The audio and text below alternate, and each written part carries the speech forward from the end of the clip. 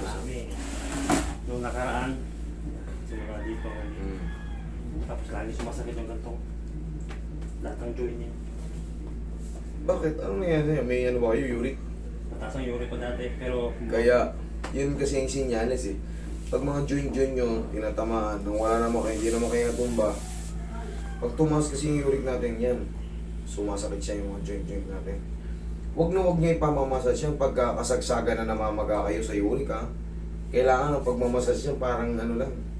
Soft lang. Oo, ginaganyan-ganyan nyo lang. Kasi pag yan, hindi kayo marunong minasage nyo yung namamaga, lalo lang kayo mapiperwisyo. Tandaan nyo. Pero na, below normal na. Kasi 7 na lang ngayon. Dati 14. Oh, grabe, ang taas nun. Ano kasi yan? Ang range yan, dalawa. 1 to 7, minsan na napapalitan, minsan 1 to 8 ang range.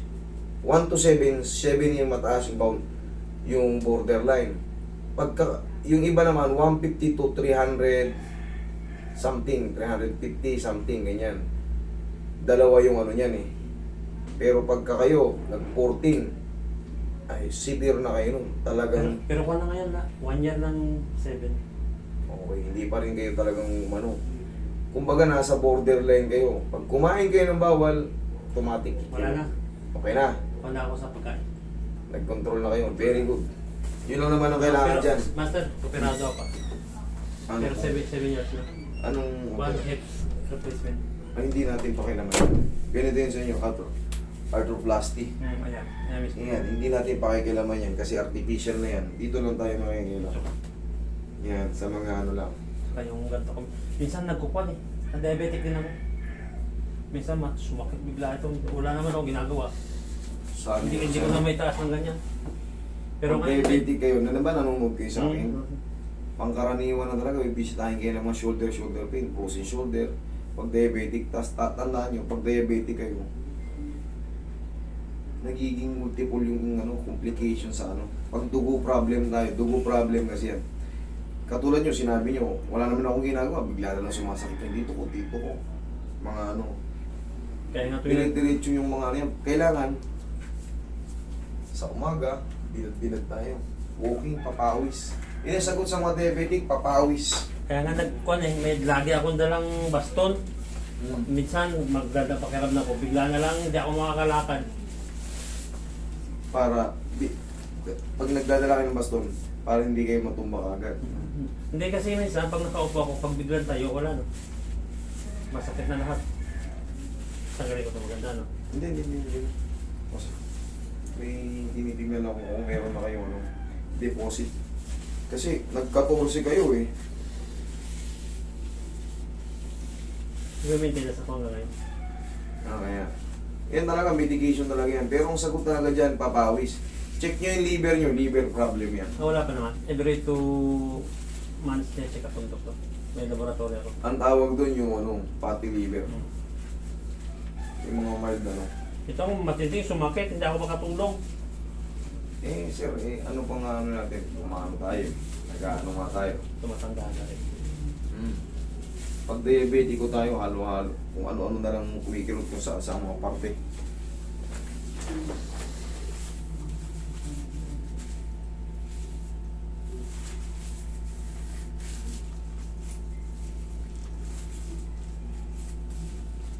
Pero ang sikreto nga lang talaga dyan, exercise. Walking lang. Huwag na kayong magtatakbo para hindi sobrang pagod.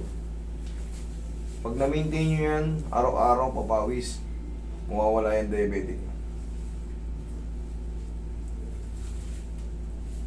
Bakit may diabetic kayo pero yung complication, hindi magsisibir.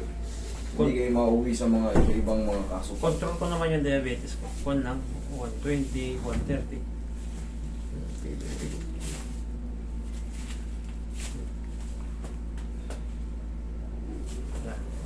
Tubiste, alam mo tanong niya sa akin kaya naman siya. Siya ba yung napapanood natin sa YouTube? Ginagaya kasi namin. Oo, okay yun.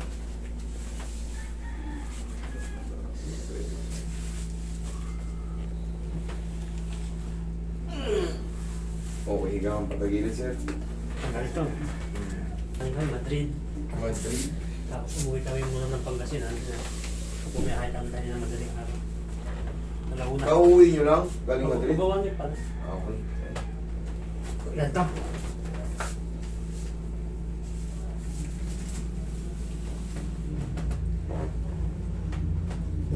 Kabilang side. Spanyol.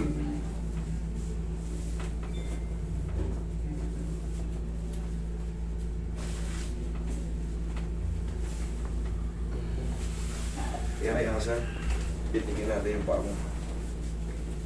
Meron ako yung ginagaya mo. Kung mag-aral ka ng ganito, pag natuto ka mag ganito, mag-enroll ka ron sa ano, mag-aral ka ng PT. Mag-enroll ka sa PT. Pagka pag nakapag-aral ka ng PT, tapos may knowledge ka sa mga ganito na, advantage ka na, ang laki ng kikitain mo ron sa Madrid. Lahat ng Pilipino ron, harvest mo yun. Kasi mas gusto nila tayo, mas gusto natin Pilipino talaga mag-handle sa atin. Normal. Hanggang dito lang naman yun yan, di ba?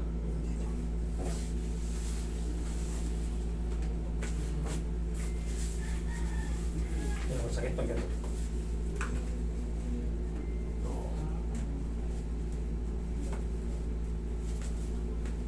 Taba kayo, sir.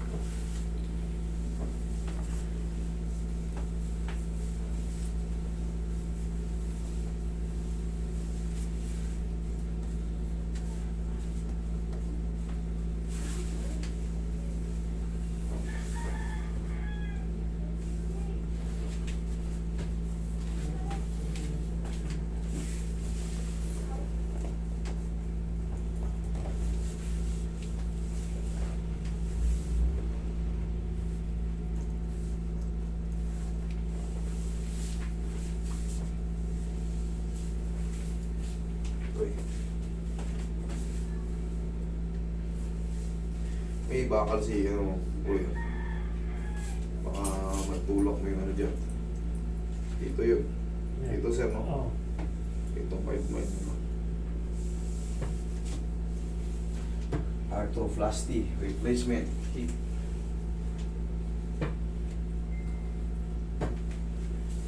Sa Madrid na kayo napira niya, sir. Oo, doon na. Na-fracture ba siya before? Pan, tinanggalan ako ng tubig sa baga. 2 months ako sa hospital. Pag labas namin, nag-lock.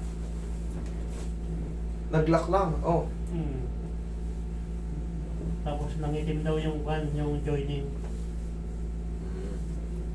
Kaya, luperahan.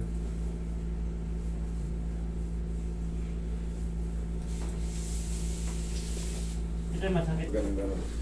Kasi pag na-irritate siya, lumalaki siya. Tapos nawawala yung pain. Hindi na bumabalik. Kung dati ganito kalaki, namaga, na-irita, syempre mamamaga eh, lumalaki. Ngayon, katagalan, pag nagano siya, nag-cool down, hindi na siya masakit. Hindi na siya bumabalik sa dating maliit. Yun na yun. Kaya habang tumatagal, natatabig. Kaya yung ibang lymphoma, lumalaki. Tatabig. Tsaka ang pagkain ng mga bukol, yun. Ay, Tandaan nyo, wag na wag kayong kakain ng mga malalansa. Yan ang mga pagkain ng mga bukol. Manok, itlog, pusit, ipon, bagoong, patis. Yan yung pinaka iwasan nyo. Lahat ng 8 yung malalansa yan. Yan ang pinaka pagkain ng bukol. Kaya kung may bukol kayo, maliit pa lang, kain kayo ng kain itlog, manok. Eh, huwag na kayong mag-expect na lumiit yan.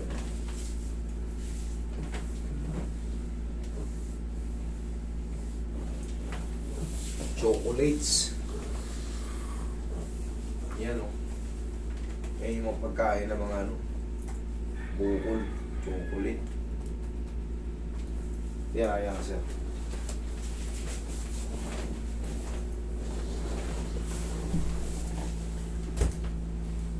Mahilig ba kayo sa chocolate? Hindi naman. Wala na. Simula nung nagka-diabetes ako, lahat pati kanin tinanggap ko. More on pa na ako. Fruit saka gulay. Very good. Pero kailangan talaga sir, walking talaga matanggal yung tiyan nyo.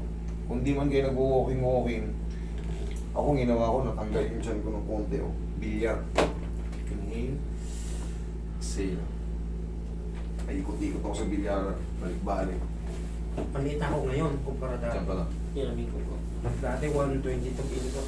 Oh, very good na kayo. Kasi ngayon, mga nasa ano ko na ngayon. 99, ganyan, 95, Wala, hindi na 92. 92. Ayan, yung mga ganyan estimation ko eh. Pero, laking bagay yun siya. Paghandaan pa natin yung pagiging senior citizen natin. Pagka kasi mas heavy tayo, yung joint natin bibigay. Okay po. Sa bigat natin. Mas magaan tayo, mas maganda ang kilos natin. Dati, pag naglakad ako, talagang di na natanggal yung supply. Sobrang bigat, no? Umibigay yung tuhod, sumasakit.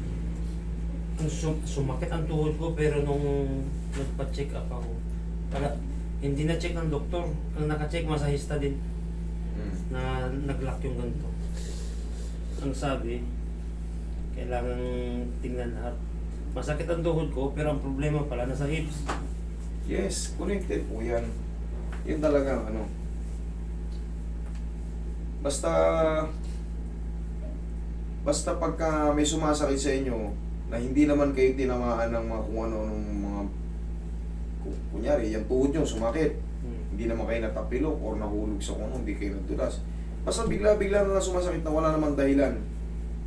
Pero nung nakaraan, masakit yung balakang nyo. Masakit yung hips nyo. Baka kakalakad nyo lang yan, na-compensate. 13 hours ang trabaho kasi sa araw. Katatayo, Tatayo. 13 hours. Tagal din pala. Pero doon naman, sulit naman yung 13 hours. Ito, magtrabaho ka rito, ganun pa rin ang bayad sa'yo. 540. Ang kinaganda na doon, libre ang lahat ng hospital.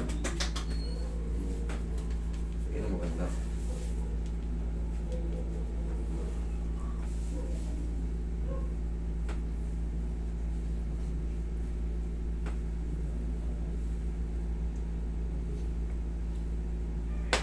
Okay, sir.